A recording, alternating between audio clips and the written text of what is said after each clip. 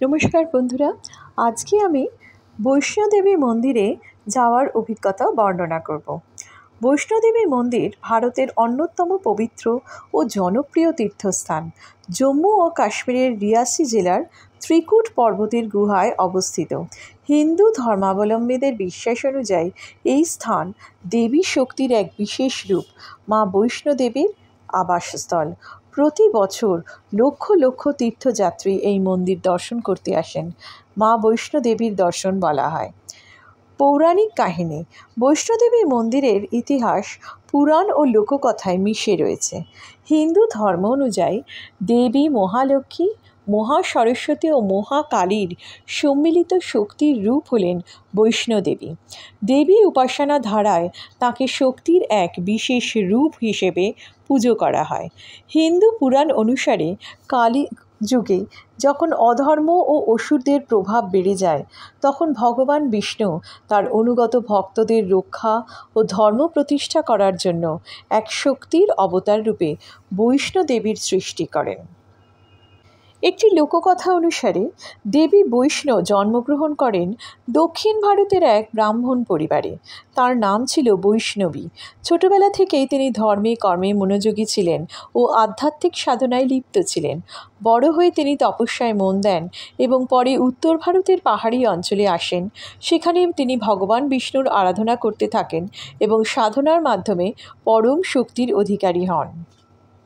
মা বৈষ্ণোদেবীর ইতিহাসে সবচেয়ে গুরুত্বপূর্ণ উপাখ্যান হল ভৈরবনাথের কাহিনী। কথিত আছে, ভৈরবনাথ নামে এক তন্ত্র সাধক বা অসুর দেবীর পেছনে লেগে যান। দেবী তখন সাধনায় মগ্ন ছিলেন ও তাকে বিরক্ত করতে থাকেন। বারবার সাবধান করার পরেও সে বিরত না হওয়ায় মা বৈষ্ণো তাকে হত্যা করার সিদ্ধান্ত নেন। তখন তিনি ত্রিকুট পর্বতের গুহার দিকে পালিয়ে যান। সেই গুহা হলো বর্তমান বৈষ্ণোদেবীর গুহা অর্থাৎ মন্দির। দেবী সেই গুহার ভেতরে প্রবেশ করে ধ্যানস্থ হন এবং শেষে তার শক্তির রূপ প্রকাশ করে ভৈরবনাথকে বধ করেন। মৃত্যুর সময় ভৈরবনাথ দেবীর কাছে ক্ষমা প্রার্থনা করেন। মা বৈষ্ণো তাকে ক্ষমা করে বলেন, তুমি আমার দর্শনার্থীদের পূর্ণতা দিবে। আমার দর্শন তখনই সম্পূর্ণ হবে যখন তীর্থযাত্রীরা তোমার মন্দিরেও দর্শন করবে। আজও তাই বৈষ্ণোদেবী দর্শনের পর ভক্তরা ভৈরবনাথ মন্দিরেও যান। বৈষ্ণোদেবীর মন্দিরটি জম্মু শহর থেকে প্রায় 42 কিলোমিটার দূরে কাটরা শহরের কাছাকাছি সমুদ্রপৃষ্ঠ থেকে প্রায় 5200 ফুট উচ্চতায় অবস্থিত। কাটরা থেকে তীর্থযাত্রীদের প্রায় 14 কিলোমিটার পাহাড়ি পথ হেঁটে ঘোড়া, পালকি, অটো ইত্যাদি করে যেতে হয়। মন্দিরটি একটি গুহার ভিতরে অবস্থিত। সেখানে 3টি পিণ্ডি অর্থাৎ প্রাকৃতিক শিলা রয়েছে, যা যথাক্রমে মহাকালী, মহালক্ষ্মী ও মহাসরস্বতীর প্রতীক। এই 3 পিণ্ডির মাধ্যমে দেবীর পুজো হয়। গুহার প্রবেশদ্বারে কড়া নিরাপত্তা রয়েছে। এখন রোপওয়ে, হেলিকপ্টার পরিষেবাও করা হয়েছে। রোপওয়ে করে বৈষ্ণোদেবীর মন্দির থেকে ভৈরবনাথ যাওয়া যায়। মন্দিরের প্রকৃত প্রতিষ্ঠার নির্দিষ্ট দিনক্ষণ জানা যায় না, তবে বিশ্বাস করা হয় এটি কয়েক হাজার বছর পুরনো। মহাভারতের সময় পাণ্ডবরাও নাকি এই গুহায় এসে পূজা করেছিলেন। অনেক ধর্মীয় সাহিত্য ও তান্ত্রিক গ্রন্থেও এই মন্দিরের উল্লেখ রয়েছে।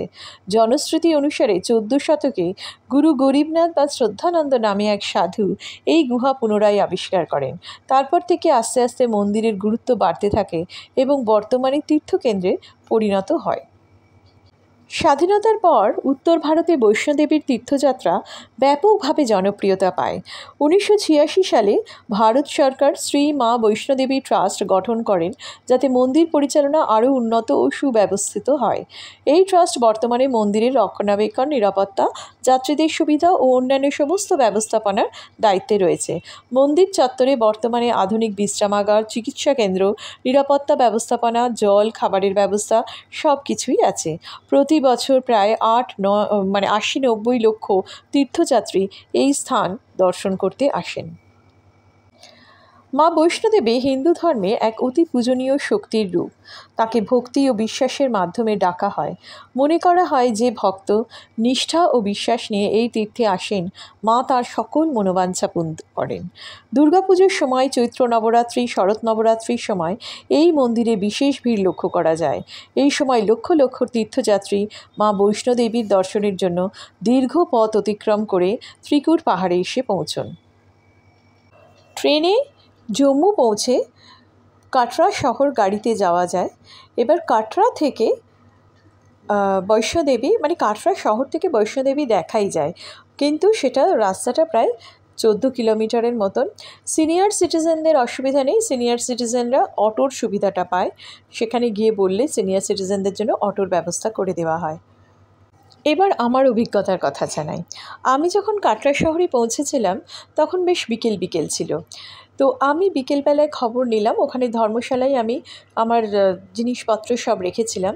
রেখে এবার খবর নিলাম, ওরা বলল যে আপনি রাতেই যাত্রা শুরু করুন, কারণ ভোরবেলায় খুব রোদ উঠে যায়।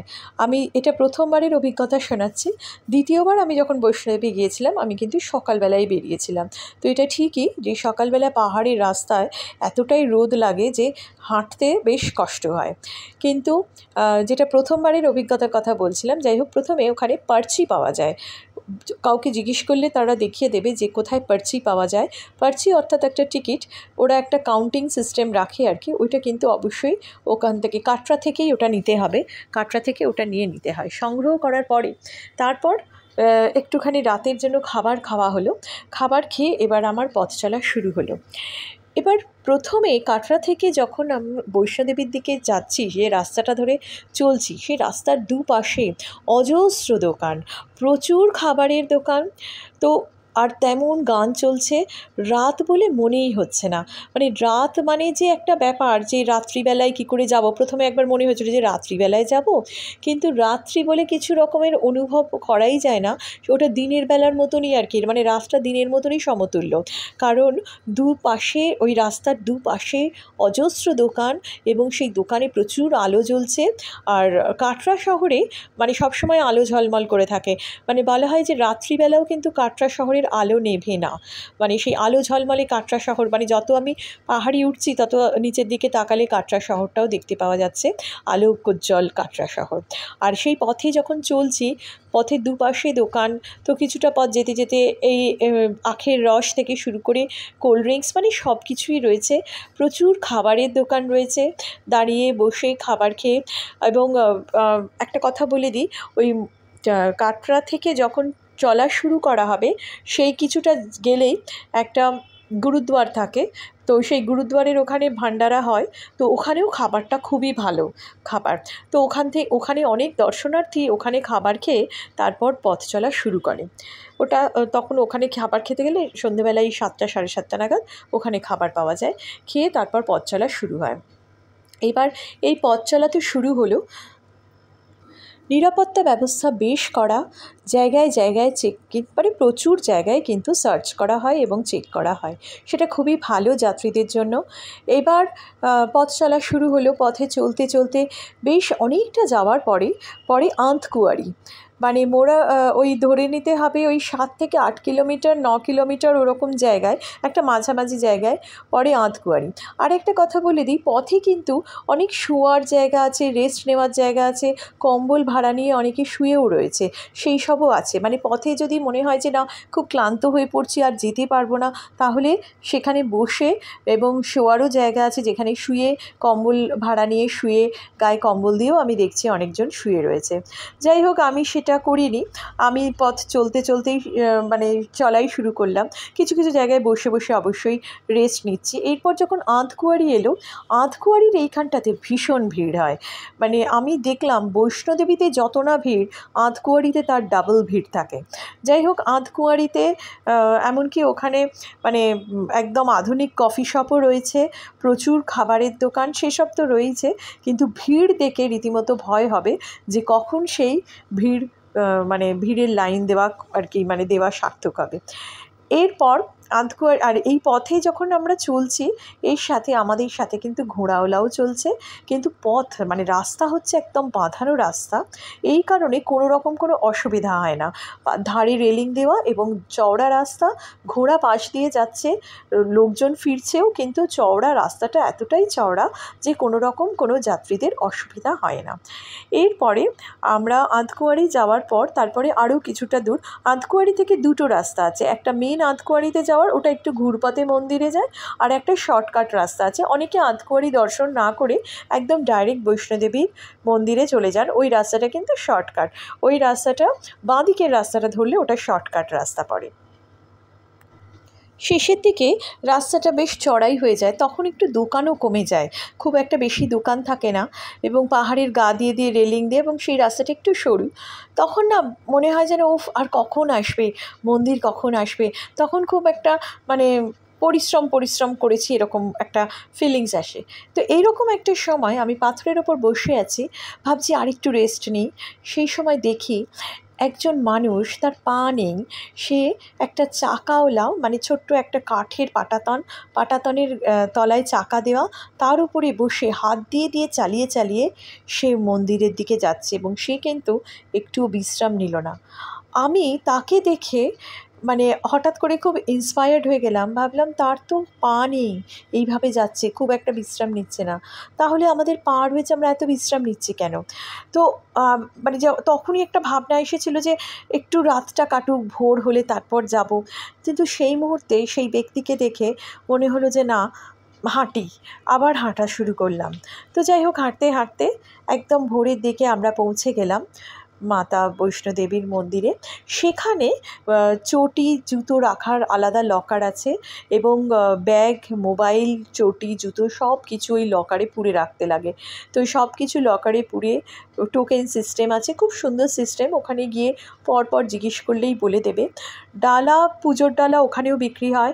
নিচ থেকে ডালা কেনার খুব একটা প্রয়োজন হয় না, কারণ নিচ থেকে ওটাও বইতে বইতে ওপরে চলতে হয়। আর যখন ওপরে উঠবে সেই সময় খুব বেশি কিছু নেওয়ার প্রয়োজন নেই, কারণ সব কিছুই রাস্তায় কিনতে পাওয়া যায়। তো কিছু নেওয়া মানে ব্যাগটা ভারী হওয়া, আর ব্যাগ ভারী হওয়া মানে আরও বেশি টায়ার্ড হয়ে যাওয়া।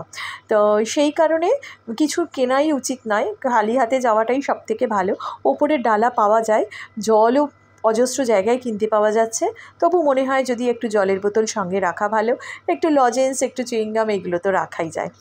এরপর কিন্তু কোনো ওষুধ অ্যালাউ করে না, কোনো ওষুধ যেন না থাকে, কারণ মন্দিরে ঢোকার মুখেই ওরা কিন্তু ব্যাগ চেক করে, ওষুধ থাকলে কিন্তু সেগুলো ফেলে দেওয়া হয়। সেই জন্য যখন লকার রয়েছে, ওই লকারে কিন্তু ওষুধপত্র রেখে পুরো খালি হাতে মন্দিরে ঢোকাটাই ভালো। এরপর যখন মন্দিরে ঢোকা হচ্ছে, ওখানে অনেকগুলো স্ক্রিন রয়েছে, এবং এই মন্দিরে অনেকক্ষণ সময় লাগে। যাই হোক, দীর্ঘক্ষণ লাইনে দাঁড়িয়ে তারপর বৈষ্ণো মাতার দর্শন। ছোট্ট একটা গুহা, পুরনো গুহাটা এখন বন্ধ হয়ে গেছে, যেটা বহু বছর ধরে ছিল, সেই পুরানো গুহা বন্ধ, সেই রাস্তাটা বন্ধ। এখন ওর পাশেই রয়েছে, মানে গুহাটা রয়েছে, কিন্তু গুহার রাস্তাটা, যেটা পুরনো রাস্তা, সেটা বন্ধ হয়ে গেছে। আর সেটা মানে প্রাকৃতিকভাবেই বন্ধ হয়ে গেছে। এখন যে রাস্তাটা করা হয়েছে, রূপোর দরজা দিয়ে বাঁধানো একদম রাস্তা, তো সেই রাস্তায় লাইন দিয়ে গিয়ে বাঁ দিকে পড়বে ওই তিনটে হচ্ছে পিণ্ডি, যেটা প্রাকৃতিক শিলা, মহাকালী, মহালক্ষ্মী এবং মহাসরস্বতী। ওখানে পুরোহিত রয়েছে, ওখানে কিছুক্ষণ দর্শন করতে দেবে, তারপরেই ঘুরে চলে আসা। এবং ওখানে প্রসাদ দেওয়া হয় সুজির হালুয়া, আর একটা ওই শ্রাইন বোর্ড থেকে একটা কয়েনও দেওয়া হয়। এবং ওখান দিয়ে বেরিয়ে অবশ্যই একটা সিঁড়ি আছে, ওই সিঁড়ি অনেকেই নামে না, কিন্তু আমি তোমাদের জন্য বলে দিচ্ছি যে ওই সিঁড়ি দিয়ে নেমে মহাদেবের একটি শিবলিঙ্গ আছে, এবং সেটা একটা গুহার ভেতর, সেটাও গুহার মধ্যে, সেটা অপূর্ব সুন্দর। অনেকেই কিন্তু ওখানটা দর্শন করে না, বৈষ্ণোদেবী দর্শন করে ওপর দিয়েই আবার বেরিয়ে চলে আসেন, কিন্তু এই জায়গাটা অবশ্যই দর্শন করা উচিত। এই মহাদেবকে দর্শন করে নিয়ে তারপর আবার সিঁড়ি পড়ছে, সেই সিঁড়ি দিয়ে উঠে তারপরে ওই আবার লকার থেকে সব জিনিসপত্র নিয়ে, টোকেন দিয়ে জিনিসপত্র নিয়ে তারপরে হচ্ছে ফেরার আগে ওখানে বসে খাওয়ার ব্যবস্থা রয়েছে, যেরকমভাবে সময় কাটাবে সেখানে বিশ্রাম নেওয়ার জায়গা রয়েছে, আবার থাকারও ব্যবস্থা আছে, যদি মনে হয় কারোর যে না সেই দিনটা থেকে পরের দিন ফিরবো, সেটাও করা যায়। তো এইভাবেই বৈষ্ণোদেবী দর্শন করে ফিরে আসা। মাতাকে দর্শন করার পর সেই মনে যে কী একটা অদ্ভুত তৃপ্তি হয়, সেটা বলে বোঝানো যায় না। তাই হোক, মাতাকে দর্শন করে তারপরে আবার কাটরা শহরে নেমে আসা। এই নামার রাস্তায় তখন দিনের আলো, একটু বাঁদরদের উৎপাত থাকে, সেটা একটু সাবধান, আর না হলে এমনি কোনো অসুবিধা নেই। তো তখন দিনের আলোয় প্রচুর মানে, আর ওই চলতে চলতেই জয় মাতা দি, জয় মাতা দি, এই যে গান, আর এই যে ভক্তরা এই ধ্বনি দিতে দিতে যায় আর আসে, ওটাই একটা যেন আলাদা এনার্জি দিয়ে দেয়। এই সব মিলিয়ে এই বৈষ্ণোদেবী যাত্রা অসাধারণ লাগে, এবং এটা সারা জীবনের জন্য স্মৃতির মণিকোঠায় পুরো ভাস্বর হয়ে থাকে। আমার এই ভ্রমণ অভিজ্ঞতা কেমন লাগলো অবশ্যই কমেন্ট করে জানাবেন। আমার এই চ্যানেলটাকে সাপোর্ট করবেন যাতে আরও এরকম ভিডিও এবং অভিজ্ঞতা আমি দিতে পারি। অবশ্যই কমেন্ট করে জানাবেন, কোনো সাজেশান লাগলে বলবেন। জয় মাতা দি।